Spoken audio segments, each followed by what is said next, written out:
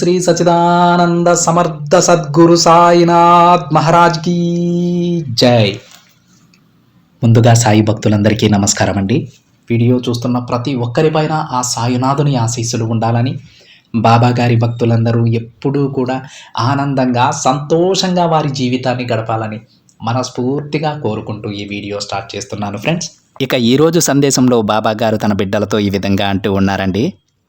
తల్లి, ఇక నీ కష్టాలన్నీ అంతమైపోతున్నాయి. స్వయంగా నేనే నీ కోసం వస్తున్నాను బిడ్డ, చూసిన వెంటనే విను అని బాబాగారు అంటూ ఉన్నారండి. అయితే బాబాగారు తన బిడ్డల కోసం తానే దిగి వస్తున్నానని చెబుతూ ఉన్నారు. అది ఎప్పుడా అని అనుకుంటూ ఉన్నారు కదా. ఆ సందేహం నాకు కూడా ఉంది.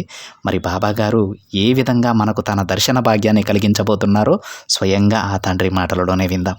బాబాగారు ఏమంటున్నారంటే, బిడ్డ, ఇక నీ కష్టాలన్నీ అంతమైపోతున్నాయి. అది ఎప్పుడా అని అనుకుంటున్నావా తల్లి? నాకెంతో ఇష్టమైన గురువారం రోజుకి, ఆ గురువారం రోజుకి నీ కష్టాలన్నీ మాయమవుతాయి. అలా మాయమయ్యేలా నేనే చేస్తానమ్మా. అంతేకాదు, గురువారం రోజు ఒక శుభవార్త నీ చెవిన పడేలా చేస్తాను. సిద్ధంగా ఉండు బిడ్డ. అయితే బాబా, నిజంగా గురువారానికి నా కష్టాలు తీరుతాయా అని అనుకుంటున్నావు కదా తల్లి? ఖచ్చితంగా తీరుతాయి. అవును తల్లి, ముందు నీ ఆలోచన విధానాన్ని మార్చుకో. దేనినైనా ఎదుర్కోగలను అనే మనోధైర్యంతో ఉండాలమ్మా. అప్పుడు ఆ కష్టమే నిన్ను చూసి భయపడి పారిపోతుంది. అలా కాకుండా ఒక చిన్న కష్టం ఎదురైనా సరే, ఇక ఎవ్వరికీ కష్టాలు రావడం లేదు, ప్రతిసారి నాకే ఎదురవుతున్నాయని అలా దిగులుగా కూర్చుంటే ఎలా? కష్టాలు లేని జీవితం ఉండదు తెలుసా? ఎంత గొప్పవాడికైనా సరే కష్టాలుంటాయి, ఎంత ధనవంతుడికైనా సరే కష్టాలుంటాయి. ఈ విషయాన్ని గుర్తుపెట్టుకో. పైకి నవ్వుతూ ఉన్నంత మాత్రాన అందరూ సంతోషంగా ఉన్నట్టు కాదు. కొంతమంది నవ్వు వెనక ఎంత విషాదం దాగి ఉంటుందో తెలుసా తల్లి? కానీ వారు అది బయటికి కనపడనివ్వరు. ఎంతో ఆనందంగా ఉన్నట్టుంటారు. అది చూసి నువ్వు మోసపోతున్నావమ్మా. నువ్వు కూడా ఆ బిడ్డలలాగే ఉండాలి. ఎంత కష్టం వచ్చినా సరే చిరునవ్వుతో ఎదుర్కోవాలే కానీ దిగులుగా కూర్చోకూడదు తల్లి. వారి ధైర్యం ఏమిటో తెలుసా? ఈ బాబానే. నా బాబా నాకున్నారు. నాకు ఎంత కష్టం వచ్చినా సరే, అది ఎంత పెద్దదైనా సరే, దానిని దాటి వెళ్ళడానికి నాకు తప్పకుండా ఏదో ఒక మార్గం చూపుతారని వారు దృఢంగా నమ్ముతారు. అందుకే వారు ఎప్పుడూ సంతోషంగా ఉంటారు. మరి నువ్వు కూడా నా బిడ్డవే కదా తల్లి? నీకు నమ్మకం లేదా? ఒకవేళ నీ బాబాపై నమ్మకం ఉంటే ఇంకా ఎప్పుడూ బాధపడకు, కష్టం వస్తే భయపడకు. నేనున్నాను తల్లి, నేను చూసుకుంటానంతా. ఒక్క విషయం గుర్తుపెట్టుకో, ఈ లోకంలో ఏది కూడా శాశ్వతం కాదమ్మా. ఈ కష్టాలు కూడా అంతే శాశ్వతం కాదు. నీ కష్టానికి తగ్గ పరిష్కార మార్గాలు ఎన్నో నీ ముందుంచాను. ఇప్పుడే కాదు, ఎప్పటి నుంచో ఏ కష్టం వచ్చినా సరే, ఒకటి కాదు, రెండు కాదు, 100 మార్గాలు నీ ముందుంచాను. కానీ నువ్వు వాటిని ఏ మాత్రం గుర్తించడం లేదు బిడ్డ. అవి గుర్తించడానికి నీకు చాలా సమయం పడుతూ ఉంది. నువ్వు తప్పు చేసేటప్పుడు నీకు కొన్ని సంకేతాలు నేను పంపుతూ ఉన్నానమ్మా. వాటిని కూడా నువ్వు అస్సలు పట్టించుకోవడం లేదు. అలాంటప్పుడు నాకు చాలా కోపం వస్తుంది తెలుసా నీపైన. నా బిడ్డ ఎందుకు నా మాట వినడం లేదు అని. నువ్వు అజ్ఞానంలో ఉన్నావు తల్లి. నీకు చెడు చేయాలని చూసేవారి మాటలే నువ్వు వింటూ ఉన్నావు. నీకు మంచి చెప్పేవారి మాటలు ఎందుకు పట్టించుకోవడం లేదు? చివరికి నా మాటలు కూడా పట్టించుకోవడం లేదమ్మా నువ్వు. సరేలే, అదేం నీ తప్పు కాదులే తల్లి. తీయగా మాట్లాడే వారి మాటలే నీకు నచ్చుతున్నాయి. నేను కొంచెం కటువుగా మాట్లాడితే నాపై కూడా కోపడతావు కదా. కానీ ఒక్క విషయం గుర్తుంచుకో బిడ్డ, నీ ఎదుటివారు నిన్ను పొగుడుతూ తీయగా మాట్లాడుతున్నారంటే దాని అర్థం ఏంటో తెలుసా? వారు నీ నుంచి ఏదో ఆశిస్తూ ఉన్నారు. అది నీ డబ్బు కావచ్చు, లేదంటే మీ అన్యోన్యమైన దాంపత్యం మధ్య చిచ్చు పెట్టాలని కావచ్చు. ఇలా ఏదైనా కావచ్చు బిడ్డ. 100 మంది 100 రకాలుగా ఉంటారు. వారిలో నీ మంచి కోరేది కొంతమంది మాత్రమే బిడ్డ. చాలామంది నీ సంతోషాన్ని ఓర్వలేకపోతున్నారమ్మా. నువ్వు కూడా వారిలాగే కష్టపడుతూ ఉంటే చూడాలనుకుంటూ ఉన్నారు. వారు నిన్ను కిందికి లాగేయాలని అనుకుంటూ ఉన్నారు బిడ్డ. కాబట్టి ఎప్పుడైనా కఠినంగా మాట్లాడే వారే మంచివారని తెలుసుకో. ఎందుకంటే వారు నువ్వు ఏమనుకున్నా పర్వాలేదు, నువ్వు బాగుండాలనే వారు కోరుకుంటారు. అందుకే నీతో కఠినంగా మాట్లాడుతారు, కఠినంగా వ్యవహరిస్తారు. చూడు తల్లి, ఇక నీ కర్మలన్నీ తొలగిపోతున్నాయి. నీ కర్మలు తొలగిన మరుక్షణమే నీ కష్టాలంతమయ్యి నీకు ఆనందం మొదలవుతుంది. నీ ఆనందాన్ని నేనే స్వయంగా నీ కోసం తీసుకువస్తాను తల్లి. స్వీకరించడానికి సిద్ధంగా ఉండు. ఇక నువ్వు అనుకున్న జీవితాన్ని నువ్వు ఆనందంగా జీవించబోతున్నావమ్మా. నా ఆశీర్వాదం నీకిస్తున్నాను.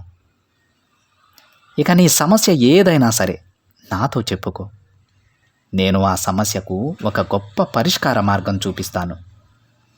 ధైర్యంగా ఉండు బిడ్డ. నేను చెప్పినట్టే వచ్చే గురువారం నీకు ఒక మంచి శుభవార్త పంపుతాను. ఆనందంగా స్వీకరించు అని బాబాగారు అంటూ ఉన్నారండి. ఈరోజు బాబాగారు చెప్పినట్టు తన బిడ్డలలో చాలామంది బాబాగారి మాట వినడం లేదని బాబాగారు బాధపడుతూ ఉన్నారండి. అదే కాకుండా ఎవరైతే మంచి మాటలు చెబుతూ ఉన్నారో వాళ్ళని దూరం చేసుకుంటూ ఉన్నారంట. ఒకవేళ మీ మనస్తత్వం కూడా ఇలానే ఉంటే మీరు తప్పకుండా మారాలండి. బాబాగారు సాక్షాత్తు మీ గురించే ఈ సందేశం చెబుతూ ఉన్నారు. ఎందుకంటే తీయగా మాట్లాడేవారు మీ దగ్గర నుంచి ఏదో ఒకటి ఆశించి మాత్రమే మీరు తప్పు చేసినా సరే మిమ్మల్ని వెనకేసుకొస్తారు. కానీ మీరు బాగుండాలనుకునేవాళ్ళు, 10 మందిలో గొప్పగా మీరు తిరగాలనుకునే వాళ్ళు, మీరు బాధపడినా మీతో కటువుగానే వ్యవహరిస్తారు. ఎందుకంటే వాళ్ళు నన్ను ఏమనుకున్నా పర్వాలేదు, నా మిత్రుడు బాగుండాలి, లేదంటే మా అన్న బాగుండాలి, మా తమ్ముడు బాగుండాలి, మా అక్క బాగుండాలి, ఇలా అనుకునే వాళ్ళు మీతో కఠినంగా వ్యవహరిస్తారు. ఆ కోవలోకి ముందుగా ఎవరు వస్తారో తెలుసా? మన తల్లిదండ్రులు వస్తారండి. మనం ఎంత కోపంగా వ్యవహరించినా సరే తప్పుడు దారిలో పోతుంటే కొట్టి బుద్ధి చెప్తారు, కొంచెం ఎదిగాక తిట్టి బుద్ధి చెప్తారు. మనం వాళ్ళపై తిరగబడితే ఆ బాధను వాళ్ళే పెట్టుకొని ఆ బాధను వాళ్ళే అనుభవిస్తారు. అందుకని ఎప్పుడూ కూడా కఠినంగా మాట్లాడిన వాళ్ళు చెడ్డవాళ్ళని అనుకోవద్దు. ఎందుకంటే ఇలాంటివి ఆసరాగా తీసుకొని పక్క వాళ్ళు ఏం చేస్తారో తెలుసా? మీ కుటుంబంలోనే చిచ్చు పెడతారండి. ఏంది తను అలా అంటున్నాడు, మీ అన్న ఏంది ఇలా అంటున్నాడు, నిన్ను తిడుతున్నాడేంది, కొడుతున్నాడు, ఇలాగ చిన్నగా స్లో పాయిజన్ లాగా మీ మైండ్కి ఎక్కిచ్చేస్తారండి. అప్పుడు మీ కుటుంబం ఎంతో అన్యోన్యంగా ఉండాల్సినటువంటి కుటుంబం, ఇప్పటి వరకు ఎంతో ఆనందంగా ఉన్నటువంటి కుటుంబం అస్తవ్యస్తమైపోతుంది. ఇలాంటి చెప్పుడు మాటలు ఎవరైతే వింటూ ఉన్నారో దయచేసి చెప్తూ ఉన్నానండి, బాబాగారి మాటగా ఎవ్వరూ కూడా ఇలాంటి చెప్పుడు మాటలు వినొద్దు. మీ కుటుంబం ముందు మీకు ముఖ్యం. ఆ కుటుంబాన్ని చూసుకోండి. కఠినంగా మాట్లాడినంత మాత్రాన మన వాళ్ళు పరాయే వాళ్ళు అయిపోరు. తీయగా మాట్లాడినంత మాత్రాన మనకు చెడు తలపెట్టాలనుకునే వాళ్ళు మన వాళ్ళు అయిపోరు. ఎప్పుడూ విషం చిమ్మేవాళ్ళు చిమ్ముతూనే ఉంటారండి. ఎందుకంటే వాళ్ళ స్వభావం అది, వాళ్ళు మారరు. మీరు కొంచెం సంతోషంగా కనిపిస్తే వాళ్ళ కళ్ళన్నీ మీ మీదే ఉంటాయి. మిమ్మల్ని ఎప్పుడెప్పుడు కిందకి లాగేయాలి, మీరు ఎప్పుడు ఏడుస్తారో దానిని చూసి మనం సంతోషించాలని ఆ విధంగా ఆలోచిస్తూ ఉంటారు వాళ్ళు. వాళ్ళ మాటలకి, వాళ్ళ కళ్ళబొల్లి మాటలకి మీరు పడిపోయి మీ జీవితాన్ని నాశనం చేసుకోవద్దు. ఇది బాబాగారు ఒక 2 మాటల్లో చెప్పేశారండి. మీరు ఆలోచించండి మీ జీవితం గురించి. మనం ఎలా ఉంటే బాగుంటాం, బాబాగారు ఎందుకు నాకు ఈ మాట చెప్పారు అని. అప్పుడు మీకే అర్థమవుతుంది. మీరు గుర్తించాల్సినటువంటి, ఆనందించాల్సినటువంటి మరొక ముఖ్యమైన విషయం ఏంటంటే, గురువారం మీకు ఒక మంచి శుభవార్తను చేరవేస్తానని బాబాగారు అంటూ ఉన్నారండి. చాలా అదృష్టవంతులు మీరు. ఎందుకంటే బాబాగారే స్వయంగా ఆ శుభవార్తను మీకు అందించడంతో పాటు ఇప్పటితో మీ కర్మఫలాలన్నీ తీరిపోయాయి. మీరు సంతోషంగా జీవించబోతున్నారు. మీరు ఎలాంటి జీవితం అయితే కావాలనుకున్నారో అలాంటి జీవితాన్ని మీరు జీవించబోతున్నారని తన బిడ్డలకు ఈ విధంగా ఈ సందేశం సందర్భంగా బాబాగారు చెప్తూ ఉన్నారండి. సంతోషంగా ఉండండి ఫ్రెండ్స్. బాబాగారు ఒక్క మాట చెప్పారంటే ఆ మాట తప్పకుండా జరిగే తీరుతుంది. కొంచెం ఆలస్యం అవ్వచ్చు, కానీ తప్పకుండా ఆ మాట ఏ విధంగా ఎలా అయితే చెప్పారో, మీ జీవితం ఎలా ఉంటుందని చెప్పారో సాక్షాత్తు అలానే ఉంటుందండి. 100కి 100% అలానే ఉంటుంది. దాంట్లో ఏ మార్పు ఉండదు. ఒకవేళ ఆనందంగా ఉన్నారు అంటే మీరు దానికి 100 రెట్లు ఆనందాన్నే ఇస్తారు తప్ప దానికి 1% కూడా తగ్గించరండి. బాబాగారి పైన పూర్తి విశ్వాసంతో నా బాబా నాకున్నారు, ఇంకా ఏ ఇబ్బంది నాకు లేదని మనశ్శాంతిగా ఉండండి. జీవితాంతం ఆ సంతోషం అలానే ఉండేలా బాబాగారు మనల్ని ఆశీర్వదిస్తారండి. తన బిడ్డల్లో ఏ బిడ్డకి లోటు చేయరు. ఒక బిడ్డ ఎక్కువ కాదు, మరొక బిడ్డ తక్కువ కాదు బాబాగారికి. ఒకవేళ కొన్ని చెడు అలవాట్లున్న బిడ్డలు ఎవరైనా ఉంటే ఆ తల్లిని కానీ ఆ తండ్రిని కానీ తప్పకుండా బాబాగారు ఒక మంచి మార్గంలోకి తీసుకొచ్చి మళ్ళీ ఒక ఆనందమైన జీవితాన్ని ప్రసాదిస్తారు. అంత గొప్పవారు బాబాగారు.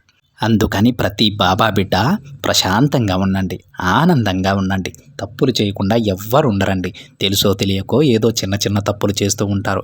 ఆ తప్పులు మళ్ళీ మొదలు పెట్టకుండా, మళ్ళీ ఆ తప్పుని చెయ్యకుండా జాగ్రత్త పడితే చాలు, మిగతా అంతా బాబాగారు చూసుకుంటారు. ఈరోజు బాబాగారి సందేశాన్ని వీలైనంత ఎక్కువ మంది సాయి భక్తులకైతే షేర్ చేయడానికి ప్రయత్నించండి ఫ్రెండ్స్. అదేవిధంగా ఈ వీడియో కనుక మీకు నచ్చినట్లయితే ఒక చిన్న లైక్ చేయండి. మొదటిసారిగా ఛానల్ని చూస్తుంటే మాత్రం తప్పకుండా సబ్స్క్రైబ్ చేసుకొని పక్కనే ఉన్న బెల్ ఐకాన్ని యాక్టివేట్ చేయండి. మరొక బాబాగారి సందేశంతో మరొక వీడియోలో కలుద్దాం. అంతవరకు ఓం సాయిరామ్.